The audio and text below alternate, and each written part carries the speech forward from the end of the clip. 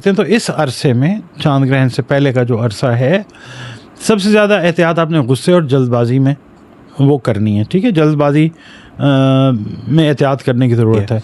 मुमकिन है कि किसी करीबी शख्स के साथ ऐसी कोई गलतफहमी पैदा हो जाए, खामखाई हो जो मामूली नौयत की, लेकिन आप उसे बहुत बड़ा समझ लें, तो देखभाल के कारोबारी शराकतदार के साथ सबसे अहम एहतियात ये होगी कि दूसरों को खुश करने के चक्कर में ना आप अपनी माली, जज्बाती या क्या कहना चाहिए रूहानी हदूद जो हैं उन पे कॉम्प्रोमाइज़ बिल्कुल नहीं करें।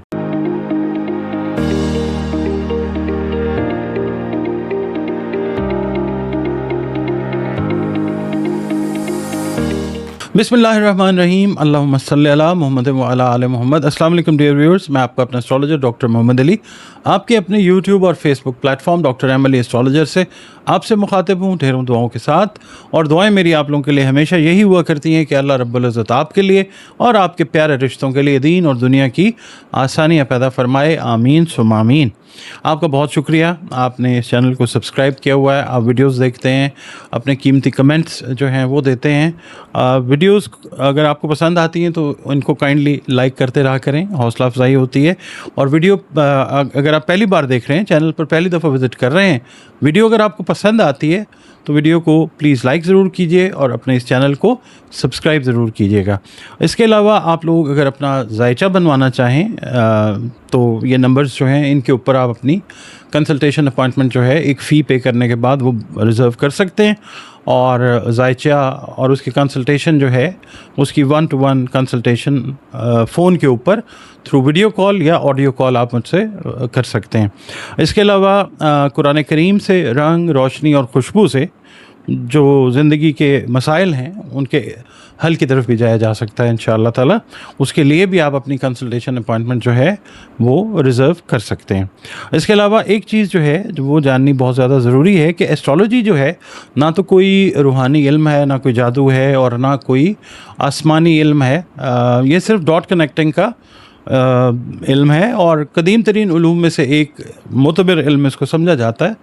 और जब अल्लाह ताला का हुक्म होता है तो इस इल्म से भी दीगर उलूम की तरह अच्छी रहनुमाई जो है वो अल्लाह ताला की तरफ से ज़रूर मिल जाती है। 28 अगस्त 2026 को ना एक चांद ग्रहण जो है वो लग रहा है अहम जुज़वी चांद ग्रहण जो है वो रूनुमा होने वाला है। पाकिस्तान के वक्त के मुताबिक इस ग्रहण का आगाज़ तकरीबन सुबह 6:24 पर, उरूज जो है वो तकरीबन सुबह 9:13 पर और इख्तिताम इसका जो है वो दोपहर 12:02 पर हो सकता है। ताहम ये चांद ग्रहण जो है ये पाकिस्तान में तो नज़र नहीं आएगा, बाकी दुनिया के बहुत सारे जो ममालिक हैं वो इसको विटनेस करेंगे। न्यूजीलैंड की हम बात करेंगे तो वेलिंगटन है, फिर ऑस्ट्रेलिया है, उसके बाद जापान है, सिंगापुर है, इंडिया है, दुबई है, मतलब यूनाइटेड अरब एमिरेट्स जो है, उसके बाद तुर्की है, फिर फ्रांस है, लंदन है, अमेरिका है, जर्मनी है, उसके बाद ब्राज़ील है, न्यूयॉर्क मैंने अर्ज़ किया यानी अमेरिका जो है वो आ जाएगा। उसमें फिर लॉस एंजल्स आ सकता है, लॉस एंजल्स में नज़र आएगा ये। कनाडा में जाएं तो फिर टोरंटो, वैंकूवर में स्पेशली। अच्छा, तो ये जो एस्ट्रोलॉजिकल ट्रेडिशंस हैं इसके अंदर ना चांद का ताल्लुक जो है वो होता है जज्बात से, ज़हनी कैफियत से, ख़ानदान से, घर से, इंटरनल फीलिंग्स, अंदरूनी एहसासात से और पास्ट से इसका ताल्लुक जो है वो जोड़ा जाता है चांद का। इसीलिए चांद ग्रहण से पहले का वक्त जो है बाज़ अफराद के लिए पुराने मामलात को दोबारा हरकत देने और नई राहें पैदा करने वाला समझा जाता है। चांद ग्रहण से पहले का वक्त सिर्फ एक चीज़ को क्लैरिफाई करना है कि चांद ग्रहण या सूरज ग्रहण ये किसी की ज़िंदगी या मौत से इसका कोई ताल्लुक़ नहीं होता। और ये है कि इसमें नबी करीम सल्लल्लाहु अलैहि वसल्लम ने एक मर्तबा क्लियर कर दिया सबको कि ग्रहण जो हैं इनका ताल्लुक़ किसी की ज़िंदगी या मौत से नहीं होता। जिस दिन ये सूरज ग्रहण लगा था तो उस दिन हुज़ूर सल्लल्लाहु अलैहि वसल्लम के साहबज़ादा जो हैं उनका इंतकाल हुआ था, इब्राहीम का।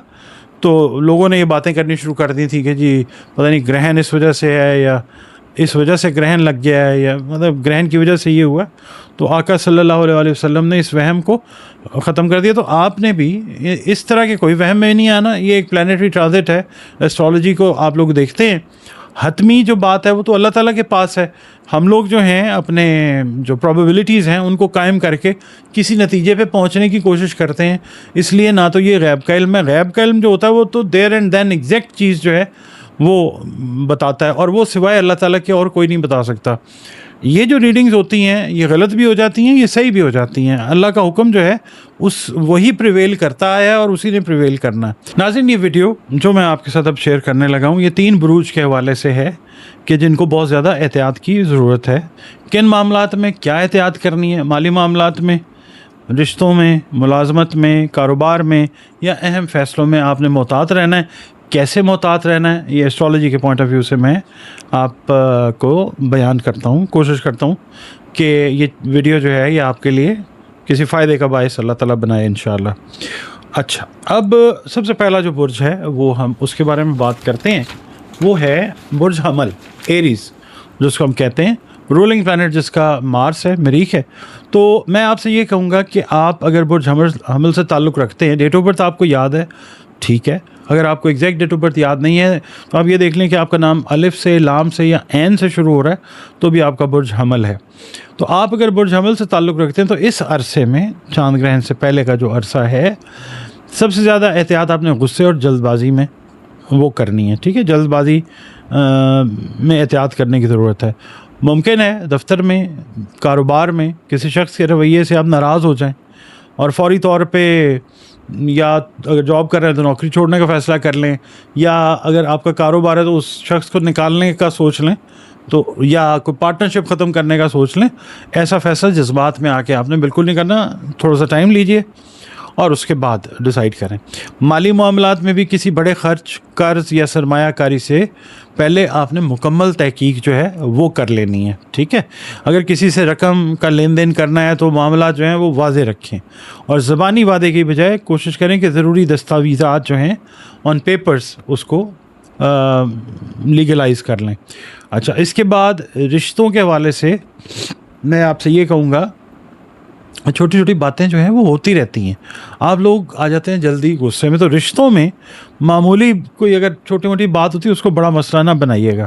خاص طور پہ شریک حیات یعنی لائف پارٹنر سے ریلیٹڈ یا قریبی لوگوں کے ساتھ غصے میں کوئی سخت بات کہنے سے آپ نے گریز کرنا ہے. جب آپ یہ کر لیں گے اس عرصے میں، اگر آپ یہ کریں گے تو پھر کامیابی ہے اور پریشانی سے دوری ہے انشاءاللہ تعالی.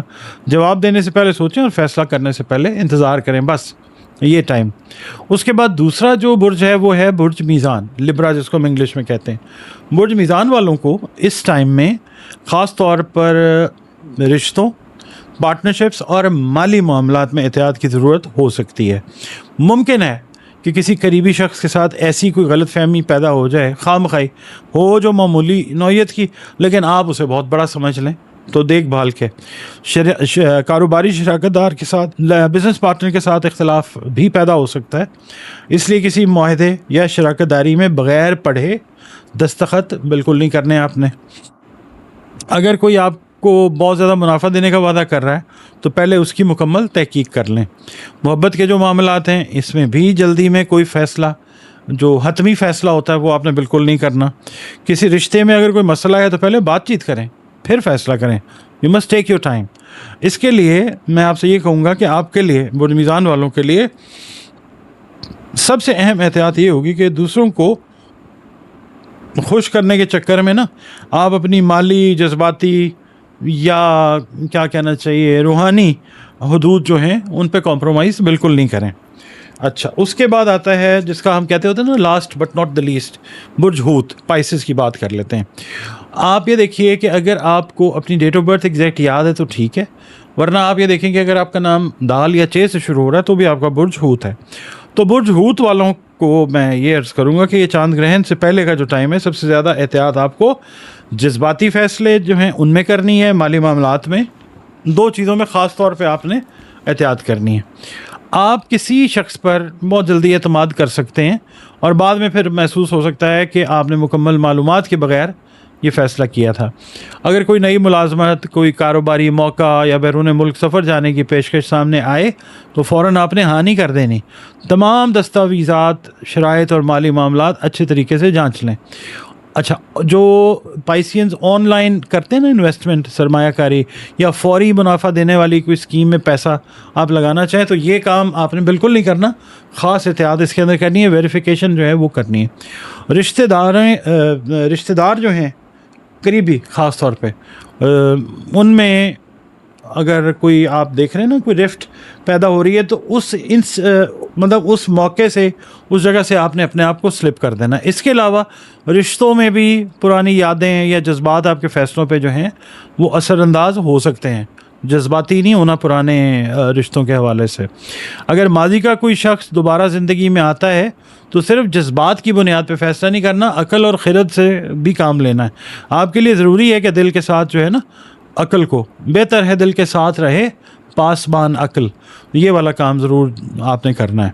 تو میں اس ویڈیو کا جو ہے اس کے اینڈ کی طرف جاتے ہیں اور اللہ تعالیٰ سے دعا کرتے ہیں کہ اللہ تعالیٰ ہم سب کو ہر مشکل سے محفوظ رکھے، درست فیصلے کرنے کی توفیق عطا فرمائے اور ہماری زندگیوں میں خیر و برکت عطا فرمائے، آمین ثم آمین۔ آپ کا اور ہمارا تعلق جس دین، مذہب، مسلک سے ہی کیوں نہ ہو، ہم سب کے سب اللہ رب العزت ہی کی مخلوق ہیں۔ وہی ہمارا خالق ہے، وہی ہمارا مالک ہے، وہی معبود ہے۔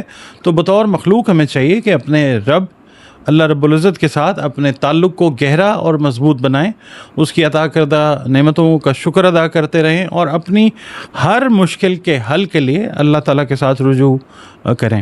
اور بطور مسلمان ہمیں چاہیے کہ ہم اپنی باعمل نمازوں کی حفاظت کریں، قرآن کریم کی تلاوت روزانہ بنیادوں پر کریں، درود و سلام اور استغفار جو ہے اس کو اپنی زندگی کی روزانہ کی روٹینز کے اندر ہمیں شامل رکھنا چاہیے۔ ویڈیو آپ کو کیسی لگی ہے کمنٹس میں ضرور بتائیے گا۔ انشاءاللہ اگلی ویڈیو تک کے لیے اجازت، اللہ حافظ۔